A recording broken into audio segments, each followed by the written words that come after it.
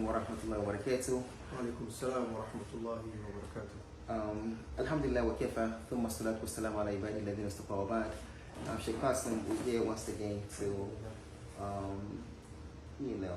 talk about a few verses in the Quran that address about the issue of Hajj, since we are in the season of Hajj, and one of the best days in this dunya, as the Prophet sallallahu alaihi wasallam mentioned. So I would like you to recite a few verses from the Quran that address about Hajj. If you could recite the verses in Surah Al-Hajj about Ibrahim alayhi salatu wasalam, that would be great, inshallah. أعوذ بالله من الشيطان الرجيم وأذن في الناس بالحج يأتوك رجالا وعلى كل ضامر يأتين من كل فج عميق ليشهدوا منافع لهم ويذكروا اسم الله في أيام معلومات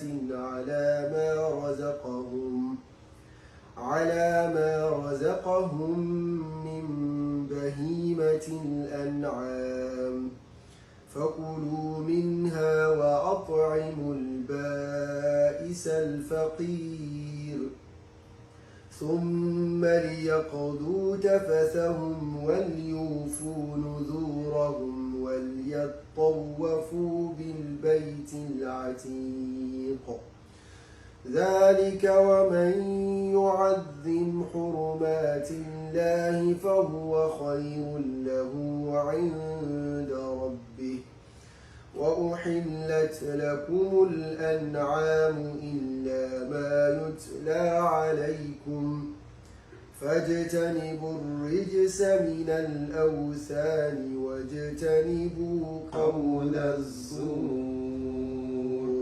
MashaAllah, what a beautiful recitation. May Allah the Almighty place that it's still like a good day.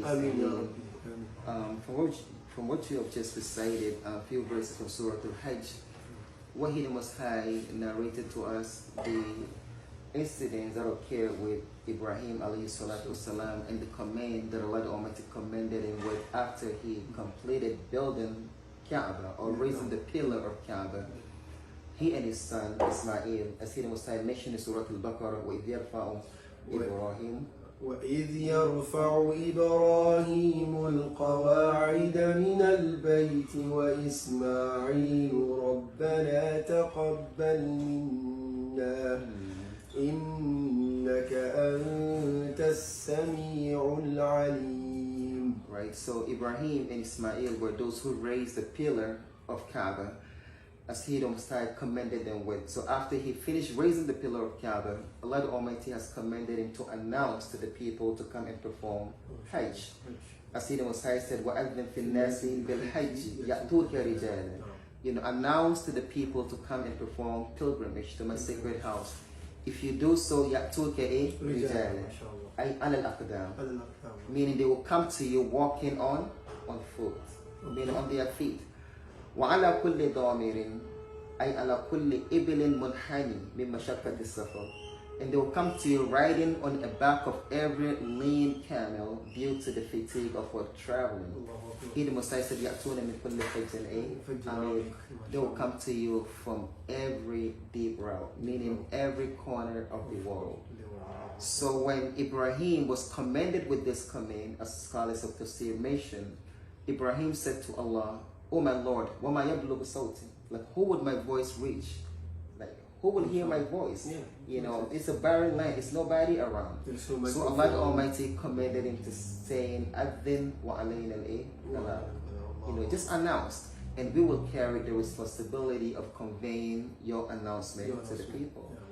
And Ibrahim announced, and Allah the Almighty did convey the announcement. And today we see people traveling to Mecca, not just on feet and on the back of camel, but rather in the air, sea, land, to the end, right? So the command of Allah has been fulfilled. We ask Allah the Almighty to make us amongst those who will witness the Kaaba over and over again. Ameen. He the Messiah then mentioned saying, ثُمَّ لِيَقَضُوا تَفَثَّهُم, meaning let them fulfill their ritual consecration of Hajj. وَلْيُوفُوا نُذُورَهُم, and let them fulfill the oath that they made with their Lord, which is to complete their Hajj. وَلْيَطَّوَّفُوا بِالْبَيْتِ الْعَتِيقِ, and let them circumambulate the ancient house. And the ancient house is what? The Kaaba.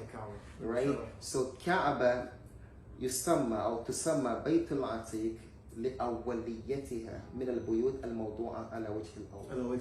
Right? Because Kaaba is the first house of worship that was ever established on the face of the earth. As he the Messiah mentioned in Surah Al-Imran, إن أول بيت إن أول بيت وضع للناس للذي ببكة مباركا وهدى للعالمين. MashaAllah. So here the Messiah mentioned clearly that indeed the first house to be established on the face of this earth is the one that is in Mecca. And Mecca, as our scholars of Tafsir said, Mecca is the Kaaba itself, and Mecca is the city. The city, yeah. Right? So Mecca is the name of the city, and Mecca is the Kaaba itself. So we ask Allah the Almighty once again to grant us understanding of the Deen. Ameen. وَلْيَطَّوَّفُوا بِالْبَيْتِ الْعَتِيقِ ذَلِكَ وَمَنْ يُعَظِّمْ حُرُمَاتِ اللَّهِ فَهُوَ خَيْرٌ لَهُ عِنْدَ رَبِّهِ. And then he the Messiah said, whoever honor the ritual symbols of Allah the Almighty, which indicate that all of these things that we go, when you circumambulate the Kaaba, you are honoring the ritual symbol of Allah. So the Kaaba is a ritual symbol of Allah. The Safa and Marwa is a ritual symbol of Allah the Almighty. The Zamzam is a ritual symbol of Allah the Almighty. The Hajar al-Aswad is a ritual symbol of Allah the Almighty. You know, Jamarat, all these places are ritual symbols of Allah. And likewise, the sacrificial offering that we offer, all of them are ritual symbols of Allah. So here the Messiah said, whoever honors these things by fulfilling what Allah the Almighty commanded him with, then that is good for him from his Lord. In another ayah, in the same surah, he the Messiah said, وَمَنْ يُعَظِّمْ شَعَائِرَ اللَّهِ فَإِنَّهَا مِنْ تَقْوَى الْقُلُوبِ. Right? Meaning honoring the ritual symbols of Allah the Almighty is from the piety of the heart. Meaning you have to have the fear of Allah the Almighty in your heart to be able to honor the symbols that Allah the Almighty commanded us to honor. So ask Allah the Almighty to grant us understanding of the Deen. Ameen. And Sheikh, I'm taking you back to this ayah again. وَأَذِّنْ فِي النَّاسِ بِالْحَجِّ يَأْتُوكَ رِجَالًا وَعَلَى كُلِّ ضَامِرٍ. You know, most of the people understand this word rijalan like men's. No. You know, that is a lame understanding of the ayah. Okay. So when we say rijal here, meaning walking on foot. If you, and what support this is the ayah in Surah Al-Baqarah, right? Here the Messiah said about the prayer. About the prayer? Yeah. رجالا أو ركبانا. نعم رجالا أو ركبانا. رجالا فإذا اطمأننتم فأقيموا الصلاة.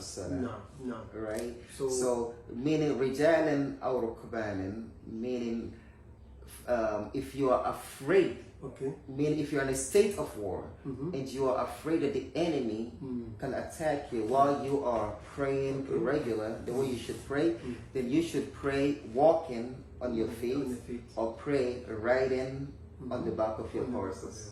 Right? So the word rijal here means walking.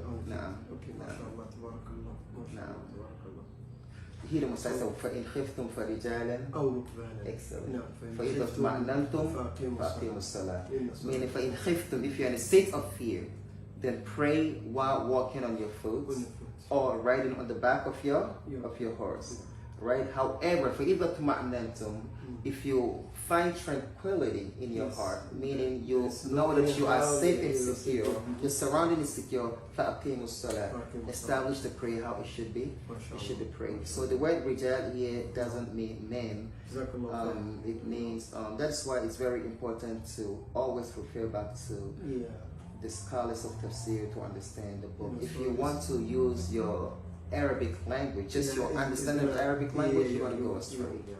You're gonna go So astray. what you did right now is it tafsir al-Quran bil Quran, or because you Yeah, this is tafsir al-Quran bil Quran. bil Quran. And this is what you call al-tafsir al-mahthur. Okay, Nah, inshallah. tafsir al-mahthur. Nah, and this is the best form of tafsir, actually. Alhamdulillah. Nah. So inshallah, and my question again is, can you tell us about Hajj Ifrad and Hajj Qiran and Hajj Tamattu? How are we going to Go perform? about performing it. Yes, inshallah. Yeah. And then what is in these three? Which one is the easiest one All right. to So Hajj, if I remember, we probably touched on it, but we did not expound on it. So Hajj are divided into three. We have Hajj Ifrad, and the word Ifrad is from the derivative of the word Al-Fard. Al-Fard means what? One. Yeah, Right? Meaning you are leaving your home with the sole intention of performing just Hajj. Hajj, only Hajj. Only Hajj. No Umrah. No Umrah. Okay. Like our brother Uthman, Yes. in this situation, he left yesterday. Yesterday, okay. Right? All right. So most likely he is saying that he may arrive there right Before they go to Mina. Mina. Yes. Right, so he would not have the time to perform Umrah. Umrah. So Right, so you proceed straight to Mina. And while you proceed straight to Mina, you have to perform Hajj Ifrad. Of course. Hajj Right, Ifrad. so meaning he will not have the time to perform Umrah. He's gonna just perform Hajj Ifrad, just Hajj. Okay. But after he perform his Hajj and he still have some time, Sometime. he can perform Umrah afterwards. Mashallah. Right, so this is Hajj Ifrad. And number two, we have Hajj Qiran. Hajj Qiran, and the word Qiran is from the word Al-Muqtarin. Al-Muqtarin. Al-Muqtarin is something right. that is what? Connected with something. No. Alright? So that is when you leave your home with the intention of performing Umrah and Hajj. However, you integrate the Ihram of Umrah into the Ihram of Hajj, and making them one Ihram. That means you cannot go out of the Ihram. Meaning, when you go into the Umrah, with the Ihram of the Umrah, you will not get out of Ihram until you are done with your Hajj. With Hajj. Allahu Akbar. Until the day of the Eid. Until the day of the Eid, when you slaughter in and then you shave. your Okay, so you meaning you will not be able to put on perfume. You will not be able to clip your nails. your nails. You will not be able to wear regular clothes. You will not be able to have intimacy to the end until everything is done. Yeah. All right, and if you violate any of these, these rules, then you have to allocate them. You have to slaughter. That's a penalty. You have to pay the penalty of that, and the penalty is to slaughter. Right, and you don't want to keep. That's the only penalty. That's the only that's the penalty that you have to. Okay, what about if you cannot afford to slaughter? Then you have to fast. You have to fast Yes. 3 days? Yes. That's what they call, you have to fast 3 days and 7 days when you go back home? Excellent, when you go back home. Alright, okay. Now, وسبعة إذا رجعتم. تلك عشرة كاملة. No. Yep. Alright. Yep. MashaAllah. So if you cannot slaughter, that means you have to fast 3 days. Excellent. Alright. Excellent. Okay. Usually, So do you, that is one of the beauty of Islam. There is always alternative yeah. for things. Like even when there is in the penalty of swearing, what do you have to do? You have to feed 10 people, 10 people, yeah. or clothe them, and if you can, Just you fast. free a slave. If you don't have a slave, then what? You fast. You fast. Wow. There's always in the deen alternative. also. The deen is very easy. It's very easy. Mashallah. So on this occasion, the fasting, do you have to fast the 3 days while performing the Hajj, or you have to fast after you perform the Hajj? You can fast 3 days while or even after. Even after you Yeah, perform as long as you are there. the Okay, Alright. so you fast, and then when you return back to your home, Okay.